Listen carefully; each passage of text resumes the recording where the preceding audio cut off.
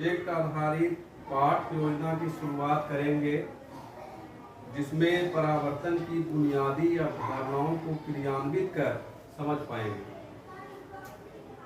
जिसमें हमें सबसे पहले आपसे परावर्तन से संबंधित कुछ प्रश्न करके इस प्रोजेक्ट की शुरुआत करेंगे तथा बारी बारी से क्रियाकलाप के माध्यम से परावर्तन के विभिन्न अवधारणाएं जैसे आपतित किरण, परावर्तित किरण, अभिलंब आदि वैज्ञानिक शब्दावलियों को की समझ विकसित कर पाएंगे।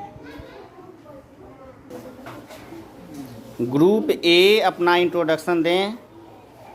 मेरा नाम आकांक्षा कुमारी, मैं कक्षा 8 की हूँ। मेरे स्कूल का नाम राजकीय मध्य विद्यालय गंगा कन्या। मैं अपनी टीम की प्रतिनिधित्व हूँ। मेरी टीम 8 क्लास की है। चलिए अब ग्रुप बी जो हैं वो अपना परिचय दें। मेरा नाम रिया कुमारी है। मेरे विद्यालय का नाम राजकीय मध्य विद्यालय गंगा कन्या है। मेरे ग्रुप का नाम बी। धन्यवाद, बैठिए। ग्रुप सी अपना परिचय दें। मेरा नाम आकांक्षा कुमारी है। मैं वर्ग 8 की छात्रा हूँ। मेरे स्कूल का नाम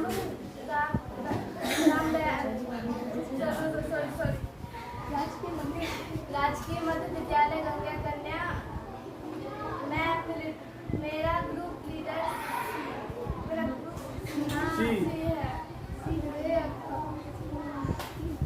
चलिए ग्रुप डी अपना परिचय दें। मेरा नाम वैभव कुमार है। मैं राजकीय मध्य विद्यालय गंगा कन्या का छात्र हूँ। मेरा ग्रुप का नाम डी है।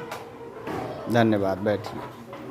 चलिए ग्रुप ई अपना इंट्रोडक्शन दें। मेरा नाम कोमल कुमारी है। मैं 8वीं कक्षा में पढ़ती हूँ। मेरे स्कूल का नाम राजकीय मध्य विद्यालय गंगा कन्या है। मेरे ग्रुप का नाम ई। धन्यवाद, बैठिए।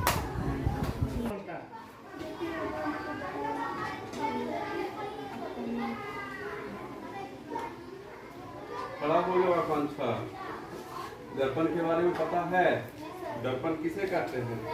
हमारे दैनिक जीवन में वस्तु के समय प्रतिबिंब बनाते हैं, उसे दर्पण कहते हैं। बैठ जाओ, खड़ा हो जाओ। दर्पण कितने तरह के होते हैं? 3 तरह के होते हैं। नाम बताओ। समतल दर्पण, उत्तल दर्पण और अवतल दर्पण। बहुत अच्छा, बैठ जाओ, खड़ा हो जाओ। कितनी समतल दर्पण किसे कहते हैं?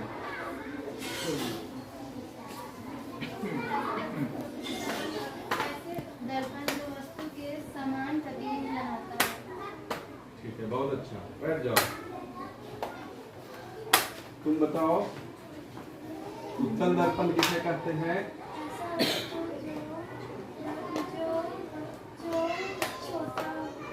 अच्छा, वस्तु से छोटा प्रतिबिंब। बहुत अच्छा, बैठ जाओ, खड़ा हो जाओ। आकांक्षा, अवतल दर्पण किसे कहते हैं?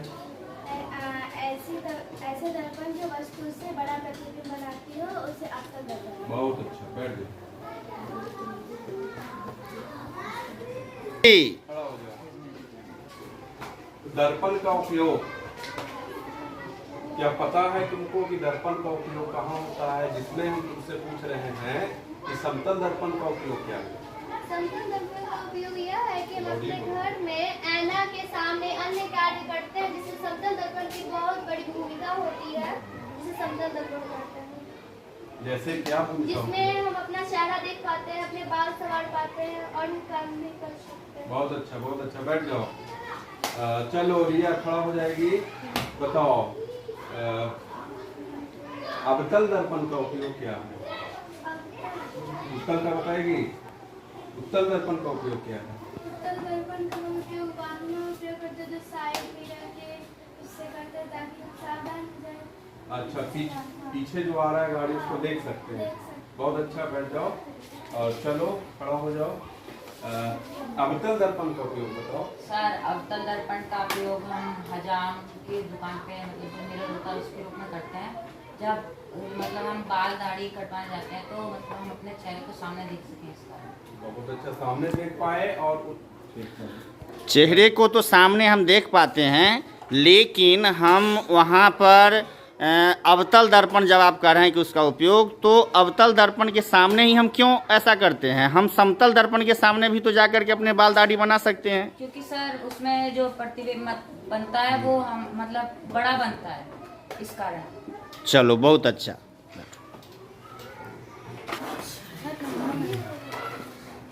तो अभी हम लोगों ने यही देखा कि रुखरी सतह और चिकनी सतह क्या होती है।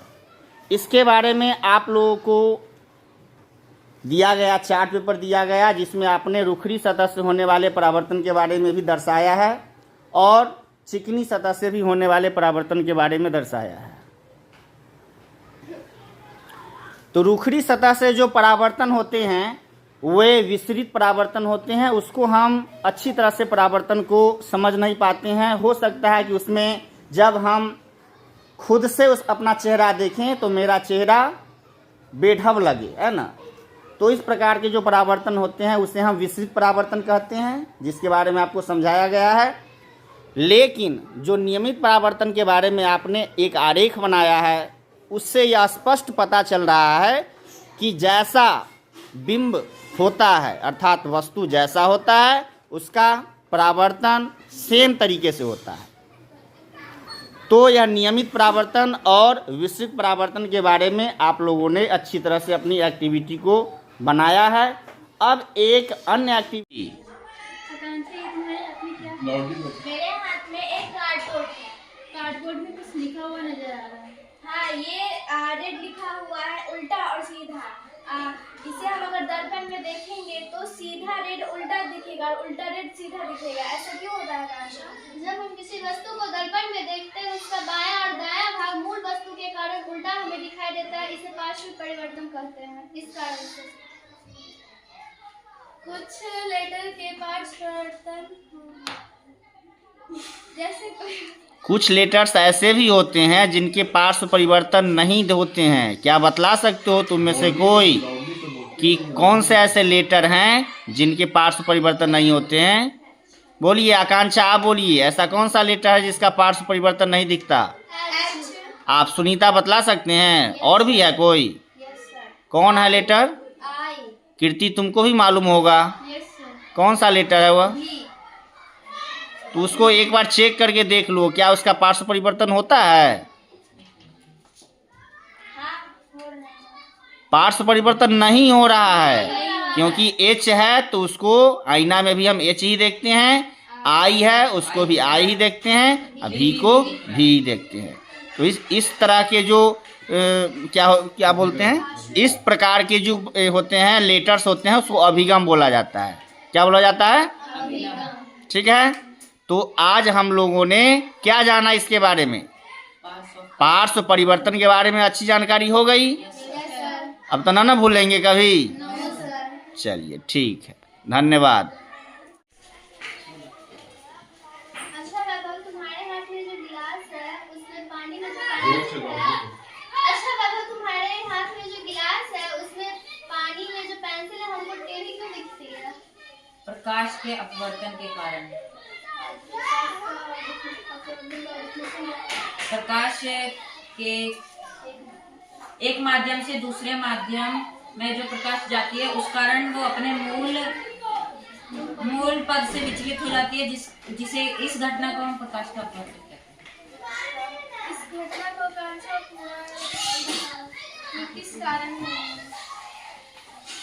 पहले प्रकाश वायु में जा रही है, फिर वायु से कांच में और कांच से फिर पानी में, फिर पानी से कांच में और फिर वायु में, वायु से फिर हमारे आँख में जाएगी। इस बीच का बहुत सारे अपवर्तन हो रहे हैं, इसलिए हमें ये पेंसिल टेढ़ी दिखाई दे रही है।